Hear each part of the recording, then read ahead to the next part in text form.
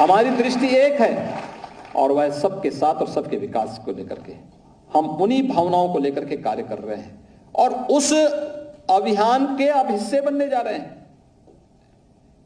आपके माता पिता ने आपको पढ़ाया, मेहनत करने के साथ आपने अपने को एक प्रक्रिया के साथ जोड़ा और आप तो कनिष्ठ सहायक के रूप में आप परीक्षा पास की। आपने पहले यहां पर कॉमन एलिजिबिलिटी टेस्ट पास किया होगा, एक व्यवस्था दे दी है और इस कॉमन एलिजिबिलिटी टेस्ट में जब आपने परीक्षा दी उस समय 37 लाख अभ्यर्थियों ने इसमें भाग लिया था। याद करिए, 37 लाख एक बड़ी संख्या होती है और उसमें भी पास और ग्रेडिंग में स्थान प्राप्त करने वालों की संख्या। फिर इस परीक्षा से गुजर करके आपने स्थान प्राप्त किया है, इसके लिए मैं आपको बधाई देता हूं। लेकिन मैं आपसे यही अपेक्षा करूंगा, जो 240 लोग आप चयनित होकर के आए हैं, आप में से एक भी व्यक्ति ये नहीं कह सकता कि साहब मेरी चयन की प्रक्रिया में किसी ने मेरे साथ भेदभाव किया। कोई नहीं कह सकता, क्योंकि मेरे पास पूरी सूची है और अभी मैंने नियुक्ति पत्र भी जिन लोगों को उपलब्ध करवाया, इसमें अनुसूचित जाति के भी हैं, पिछड़ी जाति के भी हैं, महिला अभ्यर्थी भी हैं, भूतपूर्व सैनिक अभ्यर्थी भी हैं, यानी जो भूतपूर्व सैनिक जो आर्मी से रिटायरमेंट के बाद जिन्होंने सफलतापूर्वक इस परीक्षा में भाग लेकर के सफलता प्राप्त की है, ऐसे भी इसमें हैं और हर तबके के लोगों को इसमें मिला है और प्रदेश भर से लोग इसमें आए हैं।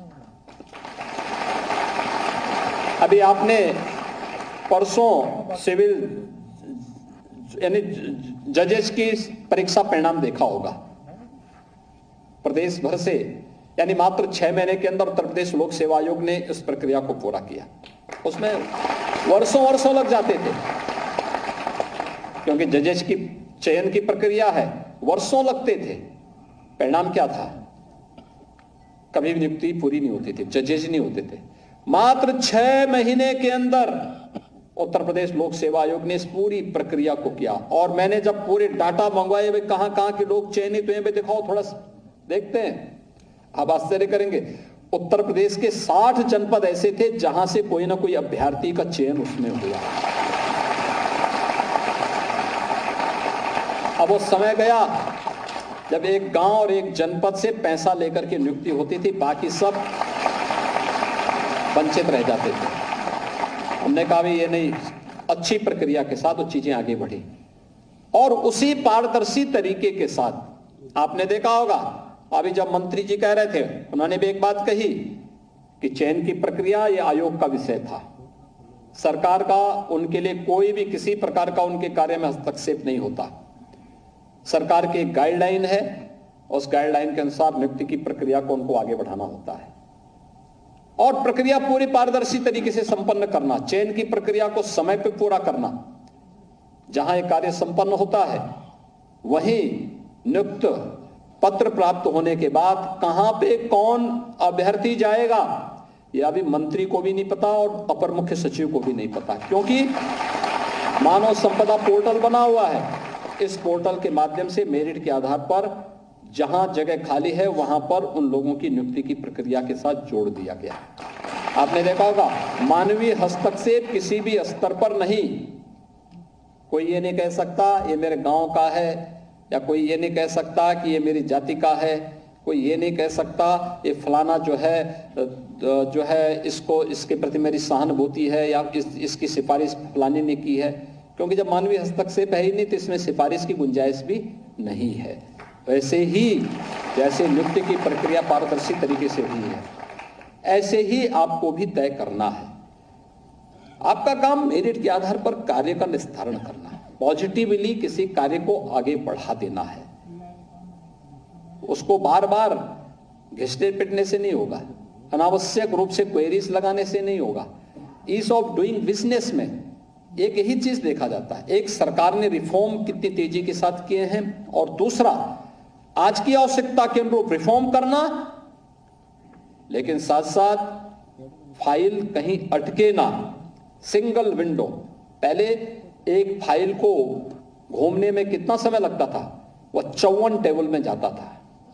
आप सोचिए, अगर एक फाइल को एक टेबल में एक सप्ताह किसी ने रोक दिया तो 54 टेबल घूमते घूमते तो उसके दम निकल ही जाएंगे, और यही होता था। आज उसको सिंगल टेबल कर दिया गया। किसी ने आवेदन किया, जैसे आप एयरपोर्ट पे जाते होंगे, वहां पे लगेज की जांच करने के लिए एक इक्विपमेंट लगाया जाता, आपने एक जगह से लगेज भेजा, अगली जगह आप उसको पकड़ लीजिए। ऐसे ही फाइल का हो गया है। उस फाइल को यहां से आवेदन किया और वहां से अपना पत्र लेकर के आगे बढ़िए, उद्योग लगाइए, ईज ऑफ डूइंग बिजनेस के लक्ष्य को प्राप्त करने में। ये प्रक्रिया हमें अपने कार्यालयों में अपनानी पड़ेगी, बिना भेदभाव के, बिना किसी उसके, जो मेरिट के आधार पर है। इस प्रक्रिया को आगे बढ़ाने का कार्य एक बड़ी जिम्मेदारी है आपके ऊपर जी, और टेक्नोलॉजी ने इसको और आसान किया है। हम तो बार बार कहते हैं इस चीज को कि टेक्नोलॉजी ने कार्य को और आसान कर दिया है। आप सोचिए, टेक्नोलॉजी नहीं होती तो क्या कोरोना कालखंड में हम 15 करोड़ लोगों को फ्री में राशन की सुविधा पूरे कोरोना कालखंड के अंदर ही नहीं, आज भी उपलब्ध करा रहे हैं, और कोई नहीं कह सकता कि किसी के साथ भेदभाव हो रहा है या कहीं बदतमीजी हो रही है। ये प्रक्रिया होती है, पारदर्शिता का उदाहरण है। 1 करोड़ परिवारों को वृद्धावस्था पेंशन, निराश्रित महिला पेंशन और दिव्यांगजन पेंशन 1000 रुपया हम देते हैं। एक क्लिक से उनके अकाउंट में पैसा चला जाता है, किसी बीच में मीडिएटर की आवश्यकता ही नहीं। कोई ये नहीं कह सकता। आज मुझे लोग मिलते हैं, मैं जनता दर्शन कार्यक्रम में जाता हूं, पूछता हूं, कोई भी आता है, कोई बुजुर्ग महिला है, निराश्रित है, कोई देखभाल करने वाला नहीं है, मैं पूछता हूं उससे कि आपको पेंशन मिलती है?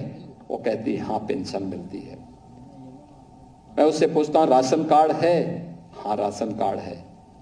अगर आप दुकान में जाने में समस्या है तो क्या कोटेदार या सरकार का कोई कर्मचारी आपके घर तक राशन पहुंचा देता है? वो कहती हाँ पहुंचाता है। ये सरकार की मंशा साफ है। हमारी संवेदना एक गरीब के प्रति है, एक कमजोर के प्रति है, एक निराश्रित के प्रति है।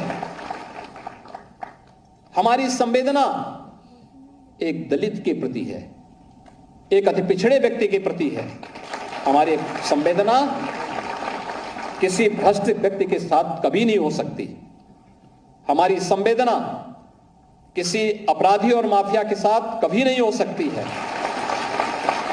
क्योंकि ये सब बैरियर हैं। भ्रष्टाचार हो